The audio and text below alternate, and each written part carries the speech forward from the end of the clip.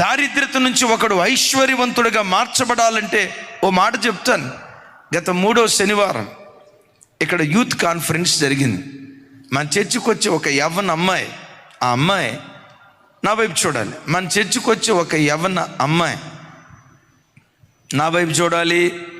మన చర్చికి వచ్చి ఒక యవ్వన అమ్మాయి ఈఎస్ఐ హాస్పిటల్లో ఎండీగా, ఎంబీబీఎస్ పూర్తయింది, ఎండీగా డాక్టర్గా ఉద్యోగం చేస్తామని ఆ బిడ్డ కూడా వచ్చి సాక్ష్యం చెప్తా నాకు చిన్నప్పటి నుంచి పుస్తకాలంటే మహా ఇష్టం. మా అమ్మ నాన్న కోసం ఒకవేళ నేను కొట్లాడానంటే దేనికోసం కొట్లాడానో తెలుసా? మంచి స్కూల్లో జాయిన్ చేయించమని, మంచి కాలేజీలో జాయిన్ చేయించమని దాని కొరకు నేను కొట్లాడా. నాకు ఆ ఫ్రాక్ కావాలా, అది కొనిపెట్టండి. నాకు సెల్ ఫోన్ కావాలా, నాకు ఇది కొనిపెట్టండి. ఐఫోన్ కావాలా, ఏ ఫోన్ అమ్మా? IPhone, right. ఏ ఫోన్ అది? యాపిల్ ఫోన్ కావాలా? వీటి కోసం కొట్లాడిన దాఖలాలు నాకు లేవు. 10వ తరగతి ఫస్ట్ క్లాస్లో నేను పాస్ అయిన తర్వాత మా తల్లిదండ్రులు ఏదో దగ్గరలో ఒక స్కూల్లో, ఒక కాలేజీలో జాయిన్ చేస్తామన్నారు. నేను అన్నా, డాడీ వద్దు డాడీ, నేను ఈ స్కూల్లో ఈ కాలేజీలో జాయిన్ కాను డాడీ. అదిగో పలానా కాలేజీ ఉంది, నీట్ ప్రిపరేషన్ ఉంటుందట, అక్కడ జాయిన్ చేస్తానని మా అమ్మ నాన్నతో కొట్లాడి మా అమ్మ నాన్న అన్నారు, మన బ్రతుకులు పేద బ్రతుకులే. ఆయన కారు డ్రైవర్, అద్దె కారు తీసుకొని కారు నడిపిస్తాడు. నెలంతా కష్టపడినా 20,000 రావటం కష్టం. అయినా కూతురు ఆశ మేరకు మంచి కాలేజీలో జాయిన్ చేయించాడు. కష్టపడి చదువుకుంది, నీట్లో క్వాలిఫై అయింది, నిజామాబాద్లో ఎంబీబీఎస్ చేసింది. ఆ తర్వాత హైదరాబాద్లో ఎండీగా. అద్భుతం ఏంటో తెలుసా? తన ఎండీ చదువు ఆ ప్రొఫెషనరీ పీరియడ్లో ఉన్నప్పుడు నెలకొచ్చి కొన్ని లక్షల రూపాయలు ఇస్తూ ఉంటే తనకొచ్చే ఆ స్టైఫండ్లో వాళ్ళ నాన్నకి కారు గిఫ్ట్గా కొనిచ్చింది. పేద బ్రతుకులు అని చెప్పే కదా. తండ్రి డ్రైవర్, ఆ డ్రైవర్ కడుపున పుట్టిన కూతురు డాక్టర్ అయింది. ఆ తండ్రి నెలంతా సంపాదించితే 20,000 రూపాయలు. ఇప్పుడు ఆ కడుపున పుట్టిన కూతురు నెలకొచ్చి 1,20,000 సంపాదిస్తూ ఉందో చూడండి. దశ దిశ రెప్పపాటు కాలంలో విప్లవాత్మకంగా మార్చబడటానికి దేవుడు కృప చూపించాడు. ఎందుకో చెప్పమంటారా? పనిలో పట్టుదల, చేసే పనిలో పట్టుదల. మన చర్చికి అద్భుతం. చెనకాలనీ నుంచి ఒక కుటుంబం వచ్చేది. అన్ని కుటుంబం నుంచి వాళ్ళు రక్షించబడ్డారు. ఆ తల్లి ఒక్కతే భలే పట్టుదలతో దేవుని దగ్గరకు వచ్చింది. వాళ్ళ పాపకున్న అనారోగ్యాన్ని బట్టి బిడ్డలు మందిరానికి వచ్చారు. రెగ్యులర్గా మందిరానికి వస్తూ ఆ తర్వాత అపురూపకాలని వేరే ప్రాంతాలకు వెళ్ళారు. నాకు తెలిసి నేను చూసినంతవరకు మన చర్చిలోనే పేద కుటుంబం అని చెప్పుకోవాల్సి వస్తే ఆ కుటుంబం పేరే నేను చెప్తా. ఎంత పేద కుటుంబం అంటే రెక్కాడినా డొక్కాడని కడుపేద పరిస్థితి. భర్త దేవుడు ఎరగనటువంటి వాడు. తను మందిరానికి రావటానికి అసలు భర్త ససేమిరా ఒప్పుకునేవాడు కాదు. కానీ వాక్యం విని యేసయ్య మీద ఉన్న ఆ మక్కువతో ఇక్కడే బాప్తిస్మం తీసుకొని తన పిల్లలిద్దరిని తీసుకొని మందిరానికి వస్తూ ఉండేది. వాళ్ళకు ఒక బాబు చిన్న కుర్రోడ్లాగా ఉంటాడు. నువ్వు నిలబడి చిన్న నువ్వురా, నువ్వే, అరే నువ్వు కూర్చో. ఈ సైజులో ఉంటాడు. ఇంటర్మీడియట్ పూర్తయిన తర్వాత నా దగ్గరకు వచ్చి, అయ్యగారు నేను CA చదువుదాం అనుకుంటున్నా, నా కొరకు ప్రార్థన చేయండి అయ్యగారు. ప్రార్థన చేసి పంపించా. విచిత్రం, ఇంతకంటే ఇంకా చిన్నగా ఉంటాడు, సన్నగా ఉంటాడు. CA పూర్తయింది. ఒకరోజు వచ్చి అన్నాడు, అయ్యగారు నాకు మెడ్రాసులో ఉద్యోగం వచ్చింది అయ్యగారు, నేను మెడ్రాస్ వెళ్తున్నాను, ప్రార్థన చేయండి అయ్యగారు. ఈలోపు వాళ్ళ అమ్మ వచ్చి చెప్తుంది, అయ్యా నెలంతా కష్టపడినా 3,000 సంపాదించడం కూడా నాకు గగనమయ్యేది. ఈరోజు నా కొడుకును దీవించి సంవత్సరానికి వచ్చి 18 లక్షల రూపాయల ప్యాకేజ్, నెలకొచ్చి 1,20,000 రూపాయలు సంపాదించే స్థితిమంతుడిగా నా కొడుకును దేవుడు ఆశీర్వదించాడయ్యా. గత వారం రోజుల క్రితం వచ్చి చెప్తుంది, అయ్యా గాజుల రామారంలో అపార్ట్మెంట్లో ఒక ఫ్లాట్ తీసుకున్నామయ్యా, మీరు వచ్చి ప్రార్థన చేయాలయ్యా. ఆ తల్లి ఏడుస్తా ఏముందో తెలుసా? చిన్న కాలనీలో ఉన్నప్పుడు నెలకొచ్చి 1500 రూపాయలు అద్దె కట్టుకోవటానికి కూడా గతి లేని బ్రతుకులు మా బ్రతుకులు. ఆ కొడుకు పనిలో పట్టుదల కలిగిన వాడు కదా, పతనమైపోయిన కుటుంబాన్ని పతనావస్థ నుంచి పనిలో పట్టుదల పతాక స్థాయికి లేవనెత్తింది. దైవజనమా, ప్రార్థనలో పట్టుదల కలిగి ఉండు. Thank you, praise the Lord. రెండవది పనిలో పట్టుదల కలిగి ఉండు. మూడవది, నా వైపు చూడాలి, పరిశుద్ధత కొరకై పోగొట్టుకున్న దాన్ని పొందుకొనుకుట కొరకు మనం పట్టుదల కలిగిన వారిగా బ్రతుకుదుము గాక. యేసయ్యకు మహిమ కలుగును గాక. హల్లెలూయా. దావీదు పట్టుదల ఏంటి? షిలోహులో ఉన్న దేవుని మందిరంలో ఉన్న మందసం ఫిలిష్తీయులు చెరగా కొనిపోయారు. ఆ తర్వాత ఇజ్రాయేలు దేశానికి వచ్చింది, కానీ దేవుని మందిరంలోకి అది రాలేదు. మందసం ఎక్కడుందో, ఏ స్థలంలో ఉందో కంటికి కనబడనటువంటి పరిస్థితి.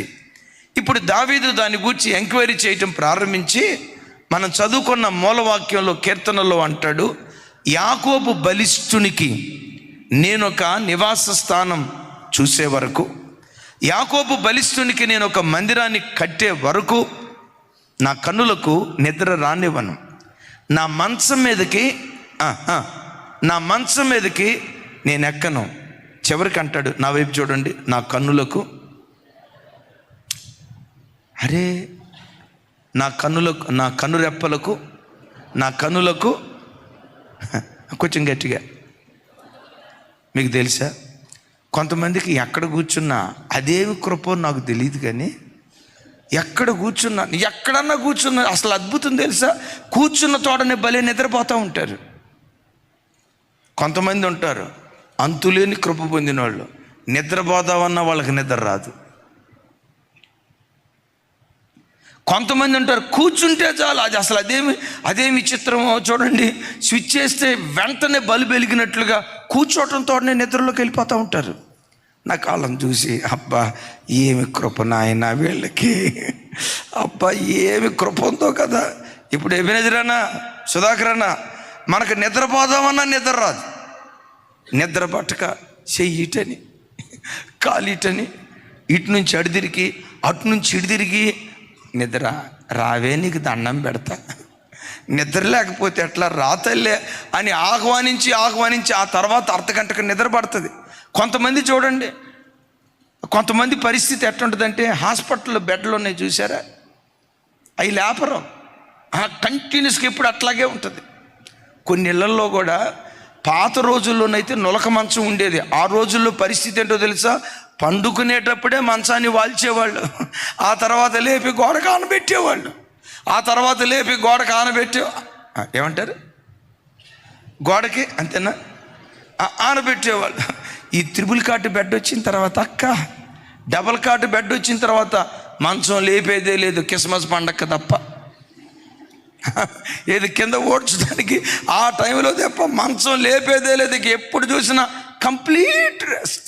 ఎప్పుడన్నా ఫోన్ చేయగాక మంచమేనే పండుకొని, డాడీ బాగున్నారా డాడీ, మంచమేనే పండుకొని అంటుంది, మీ అల్లుడు నన్ను సరిగ్గా చూడలేదు డాడీ. సరే చూడండి, పరిస్థితి ఇట్లా ఉంటుంది. కొంతమందికి అసలు కూర్చుంటే చాలు నిద్ర. దావీదు అంటాడు, నా కన్నులకు, కొంచెం నా వైపు చూసి చెప్పాలి, నా కన్నులకు. మీకు తెలుసా, ఒక ఆయన ఆవలించినందుకు క్రికెట్లో కెప్టెన్సీ కోల్పోయాడు. ఆవలించినందుకు మీరు అనొచ్చు, ఊరుకోండి అన్న, ఆవలింత మానవ సహజమా కాదా? స్వరం ఎత్తాలా. ఆవలింత మానవ సహజమా కాదా? మానవ సహజమే. ఆ మధ్య ఒక ఆయన వచ్చి నన్ను అన్నాడు, అన్న ఇన్ని రోజులు బట్టి మీరు ఎప్పుడైనా ఆవలిస్తారేమో చూస్తున్నానన్నా. నేను చాలామందితో చెప్పాడంట, మా ఇర్మియా అన్నకి ఆవలింతలు కూడా రావు. అసలు మనిషి ఆవలించటం కానీ ఒళ్ళు ఎరవటం అంటారు కదా, ఇది అంటారు కదమ్మా, అదే ఏదో అంటారు కదా. జాషువా ఏమంటారు? కరెక్ట్. ఏది కరెక్టు అది చెప్పు, ఏది కరెక్ట్? నోరు తెరిచి చెప్తామడా? ఒళ్ళు ఎర్రగొట్టటమా? అదే బాగా నిద్రలో నుంచి లేచినప్పుడు, నిద్ర మొత్తం వచ్చినప్పుడు ఇట్లా ఒల్లిరుస్తారు కదా, ఆవలిస్తారు కదా అన్న. ఎప్పుడైనా మీరు ఒల్లిరుస్తారేమో, కొంతమంది చూడండి ఆవలించేటప్పుడైనా చెయ్యి అడ్డం పెట్టుకొని ఆవలిస్తే పర్వాలా, అబ్బా కొంతమంది జనాల మధ్యలో ఉన్న గాండ్రు కప్పలాగా నోరు తెరిచి, ఆ మేనరిజం ఉండదు కొంతమందికి. నేను ఎట్టా బతకాలనుకున్నాను అట్టాగే అని చెప్పి నోరంతా తెరిచి, అది మామూలు శబ్దం కాదు, సెల్ ఫోన్ లేకుండా కిలోమీటర్ దూరం వినపడిద్ది. మీరు ఎప్పుడైనా ఆవలిస్తారేమో, నడుమిరుస్తారేమో, ఒల్లిరుస్తారేమో చూస్తానన్నా, అసలు వాళ్ళందరితో చెప్తాడంట, మా జెర్మియా అన్నకి ఆవలింతలు. ఆ మాట అనకయ్యా నేనంట, అసలు పనిలో ఉన్నవాడికి ఆవలింత ఎందుకు వస్తుంది? ఓ లక్ష్యం వైపు దూసుకుని వెళ్ళేవాడికి ఆవలింత ఎందుకు వస్తుంది? సాధించాలి అనే కసి కలిగినటువంటి వాడికి నిద్రమత్తు ఎట్లా వస్తుంది? దేవుని వాక్యం విని వాక్యపు వెలుగులో బ్రతుకును దిద్దుకోవాలి. దేవుడు ఏం మాట్లాడతాడో, ఏ వాక్యం ద్వారా మన బ్రతుకును సరిచేస్తాడో ఆశపడి ఆకలితో ఎదురు చూసేవాడి జీవితంలో ఎలా వస్తుంది? ఈయన క్రికెట్ ఆడుతా, అది భారతదేశానికి పాకిస్తాన్కి క్రికెట్ జరుగుతూ ఉంటే ఆ క్రికెట్ పోటీలో, క్రికెట్ నా వైపు చూడాలి, ఈ క్రికెట్ పోటీలో వికెట్ కీపింగ్ చేస్తా పాకిస్తాన్ దేశ కెప్టెన్ ఆట మంచి రంజు మీద ఉన్నప్పుడు ఆవలించాడంట. ఒరే నువ్వు ఆవలించావంటే నీ దగ్గరేం పోరాట పట్టుమంది, నువ్వు కెప్టెన్సీకి అన్ఫిట్ అని. అద్భుతం, ఆవలింత వల్ల కెప్టెన్సీ కోల్పోయాడు.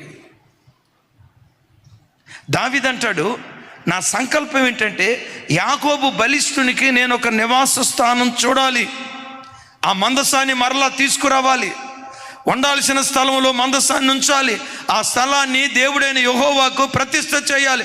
ఈ కార్యక్రమం చేసే వరకు నా కనులకు నిద్ర రానివ్వను. ఇది థర్డ్ సెషన్లో చెప్తాను.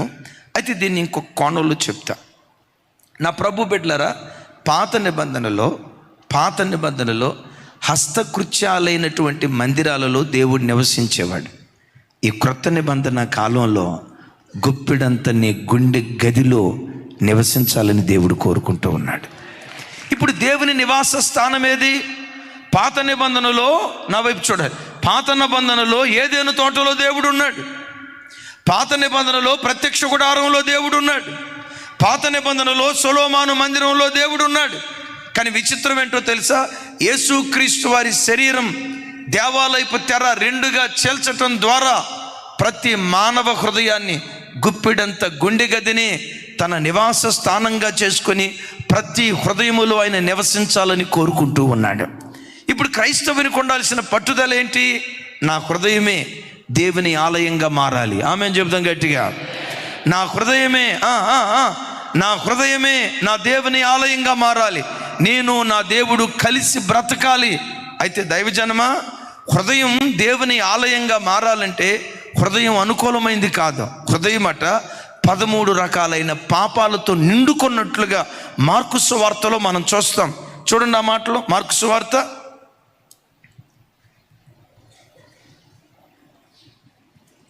21వ వచనం, 22వ వచనం, 7వ అధ్యాయం. ఒకసారి అందరూ మీ బైబిల్ తెరవండి. బహు విలువైన మాట అది.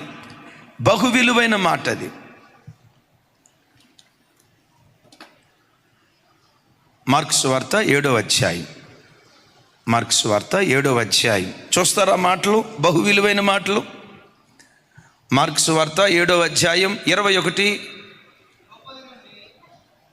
రైట్, నాతో కలిసి. లోపట నుండి, అందరూ నా వైపు చూసి చెప్పాలి, నాతో కలిసి చెప్పాలి. లోపట నుండి అనగా మనుషుల హృదయములో నుండి దురాలోచనలు, జారత్వము, దొంగతనము, నరహత్య, వ్యభిచారము, లోభము, చెడుతనము, కృత్రిమము, కామ వికారము, మత్సరము, దేవదూషణ, అహంభావము, అవివేకము వచ్చును. ఇప్పుడు నా వైపు చూడండి. ఇవన్నీ నా గుండె గదిలో గూడు కట్టుకొని ఉన్నాయి. అయితే ఈ గుండె గది దేవునికి నివాస స్థానంగా చేయాలి. ఇది నీకు నాకు ఉండాల్సిన పట్టుదల.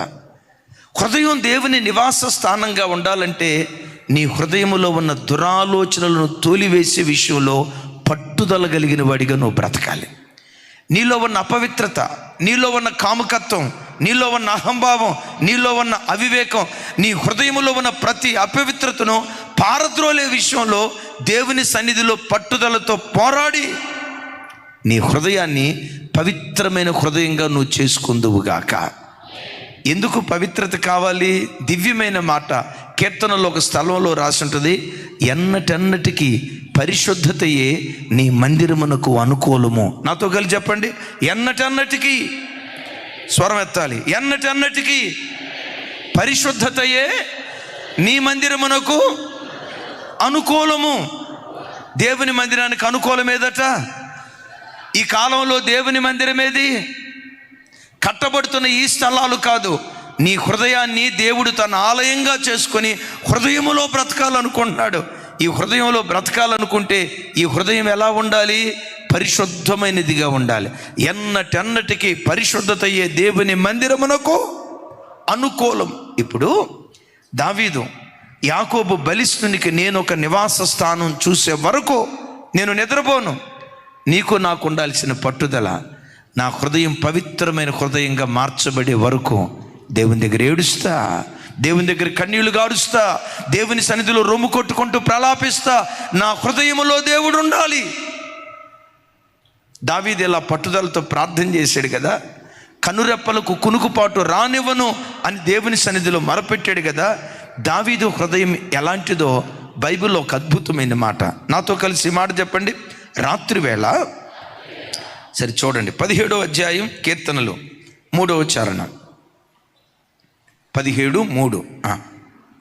కీర్తనల గ్రంథం 17వ అధ్యాయం 3వ వచనం. కొంచెం పెద్దగా చెప్పండి. రాత్రి వేళ నీవు నన్ను దర్శించి నా హృదయమును పరిశీలించితివి, నన్ను పరిశోధించితివి, నీకు ఏ దురాలోచనయు కానరాలేదు. చప్పటి కొడుతూ దేవునికి స్తోత్రాలు చెప్దాం. అమ్మా విన్నారా? దావీదు భక్తుడు మాట్లాడుతున్న మాట. ఈ వాక్యం వింటున్న తమ్ముడు, చెల్లి, ప్రతి క్రైస్తవుడు ఈ మాట మాట్లాడే స్థాయికి ఎదుగుదురుగాక. ఏమంటాడు? రాత్రివేళ నా హృదయాన్ని నువ్వు పరిశీలించావు, నన్ను పరిశోధించావు. నా హృదయాన్ని నువ్వు పరిశీలించినప్పుడు నా హృదయములో ఏ దురాలోచన నీకు కానరాలేదు. ఏం కానరాలేదట? అంటే హృదయపు ఆలోచనల్లో కూడా దావీదు తప్పిపోకుండా హృదయాన్ని అంత పవిత్రంగా కాపాడుకున్నాడు. ఒక మాట ప్రభువుని అడుగుదామా? దేవా, శరీరంతో పాపం చేయకపోవటం మాత్రమే కాదయ్యా, దేహాన్ని అపవిత్రతకు అప్పగించుకోకుండా కాపాడుకోవటం మాత్రమే కాదయ్యా, హృదయపు తలంపుల్లో కూడా పాపము చేయని పవిత్రమైన జీవితం నాకు వరంగా దయచేయని, అలాంటి జీవితం కొరకు పట్టుదలతో దేవుని దగ్గర పోరాడేవారిగా ఉందుముగాక. నంబర్ 1, ప్రార్థనలో పట్టుదల ఉండాలి. నంబర్ 2, పనిలో పట్టుదల ఉండాలి. నంబర్ 3, ఇప్పుడు విన్నాం కదా, పరిశుద్ధ స్థలముగా పోగొట్టుకున్న దాన్ని తిరిగి సంపాదించుకోవటానికి మనకు పట్టుదల ఉండాలి. వీటన్నిటికి మించి పరలోకం కొరకు పట్టుదల మనకు ఉండాలి. మీకు తెలుసా, పట్టుదల కలిగినోడే పరలోకం చేరతాడు. పట్టు విడుపు కలిగిన వాడు పాతాళానికి వెళ్తాడు. బైబిల్లో ఒక విచిత్రమైన మాట, 2 రెఫరెన్స్లు చెప్పి నేను ప్రార్థన చేస్తాను. చూడండి ఒకసారి. మత్తయి సువార్త 11వ అధ్యాయం 12వ వచనం. 12వ వచనం. బాప్తిస్మమిచ్చు యోహాను దినములు మొదలుకొని, పెద్దగా, బాప్తిస్మమిచ్చు యోహాను దినములు మొదలుకొని ఇప్పటి వరకు పరలోక రాజ్యము బలత్కారముగా పట్టబడుచున్నది, బలత్కారులు దానిని ఆక్రమించుకొనుచున్నారు. ఈ మాట నా ప్రారంభ దినాల్లో నేను అనుకున్నా, అయ్యా కబ్జా హైదరాబాదులోనే కాదయ్యా, పరలోకంలో కూడా ఉందా? ఏమైనా అర్థమైంది ఇక్కడ? పరలోక రాజ్యం అట బలత్కారుల చేత పట్టబడుతుందట. సామెత ఒకటి ఉంది, దున్నినోడిదే రాజ్యం అని. దున్నినోడిదే భూమి అన్నట్లుగా ఆక్రమించుకున్న వాడిదే పరలోకం అని. ఇక్కడ అంటాడు, బాప్తిస్మమిచ్చు యోహాను కాలం వరకు, ఇప్పటి వరకు పరలోక రాజ్యము బలత్కారముగా పట్టబడుచున్నది, బలత్కారులు దానిని ఆక్రమించుకున్నారు. అంటే పరలోక రాజ్యం కూడా బలత్కారులే ఆక్రమించుకోగలుగుతారు, బలత్కారులే దానిలో ప్రవేశించగలుగుతారు. కానీ బలత్కారులు కానివారు పరలోక రాజ్యాన్ని పొందుకోలేరు అని ప్రభు చెప్తున్నాడు. బలత్కారం అంటే కబ్జా కాదు. దీని అర్థం మనకు అర్థం కావాలంటే లోకాసు వార్తలో ప్రభు చెప్తాడు. చూడండి, అక్కడ లోకాసు వార్త 13వ అధ్యాయం 24వ వచనం.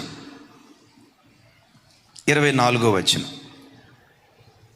నాతో కలిసి, ఆయన వారిని చూచి ఇరుకు ద్వారమున ప్రవేశింప పోరాడుని, అనేకులు ప్రవేశింప చూతురు గాని వారి వలన కాదని మీతో చెప్పుచున్నాను. చాలు ఇంకొకసారి నా వైపు చూసి, ఆయన వారిని చూసి ఇరుకు ద్వారమున ప్రవేశింప పోరాడుడి. నా వైపు చూడాలి. పరలోక రాజ్యం అది ఇరుకైన మార్గమా, విశాలమైన మార్గమా? ఇరుకైన మార్గం, రైట్ కదా, ఇరుకైన మార్గం. ఆ ఇరుకైన పరలోక రాజ్యంలో ప్రవేశించాలని ఎంతోమంది ప్రయత్నం చేస్తారు, కొందరే ప్రవేశించగలుగుతారు. మీరు ప్రవేశించున్నట్లుగా పోరాడుడి అంటాడు. ఏం చేయాలంటాడు అంటే, పోరాడండి అన్నాడంటే ఆ పరలోక ద్వారంలో, పరలోకంలో ప్రవేశించకుండా ఎవడో ఒకడు అక్కడ నిలవబడి ఉన్నాడు. వాడితో పోరాడే విషయంలో ఎవడైతే పోరాట పటిమ కలిగి బలప్రయోగం చేసి వాడిని జయించి ఓడిస్తాడో వాడే పరలోక రాజ్యంలో ప్రవేశించగలుగుతాడు. అలా ప్రవేశించిన వాడు పరలోక రాజ్యాన్ని బలత్కారంగా ఆక్రమించుకున్నట్లు ఈ మాటకున్న అర్థం. Praise the lord. దైవజనమా, ఈ మాట చూడండి. పరలోక రాజ్యము బలత్కారుల చేత పట్టబడి ఉన్నది అని అంటే, పరలోక రాజ్యం ఇరుకైన మార్గం. ఆ ఇరుకైన పరలోక రాజ్యంలో ప్రవేశించకుండా వాకిలి దగ్గర కొంతమంది నిలవబడ్డారు. ఒకవైపు లోకం నిలవబడింది, ఇంకోవైపు పాపం నిలవబడింది, ఇంకోవైపు శత్రువైన సాతాను నిలవబడ్డాడు. ఎవడైతే దేవుని సన్నిధిలో లోకంతో పోరాడి, శరీరంతో పోరాడి, పాపంతో పోరాడి, శత్రువైన సాతానుతో పోరాడి ఎవడు విజయాన్ని పొందుతాడో ఆ బలాన్ని ఉపయోగించి విజయాన్ని పొందినవాడే పరలోక రాజ్యాన్ని ఆక్రమించగలుగుతాడు, సొంతం చేసుకోగలుగుతాడు. ఇది ఈ మాటకున్న అర్థం. యేసయ్యకు మహిమ కలుగును గాక. పెద్దగా చెప్పండి, యేసయ్యకు మహిమ కలుగును గాక. నిజమే, ఈరోజు ఒక వ్యక్తి యేసుక్రీస్తు దగ్గరికి రావాలంటే ఎంతమందిని ఎదిరించాలో ఈ రోజున మనుషులను, లోకాన్ని ఎదిరించాలి. ఈరోజు పరిస్థితి ఏంటో తెలుసా? తాగుబోతోడి దగ్గరికి వెళ్ళి ఎందుకురా తాగుతున్నావు అని ఒక్క మాట అడగరు. అక్రమ సంబంధాల్లో బ్రతుకుతున్న వాడి దగ్గరికి వెళ్ళి, రే నీకు ఆల్రెడీ పెళ్ళి అయిపోయిందిరా, ఎందుకురా ఈ పనికిమాలిన కార్యక్రమాలు అని ఒక్కడు దండించడు. దండించకపోగా ఏమంటారు తెలుసా? ఆడు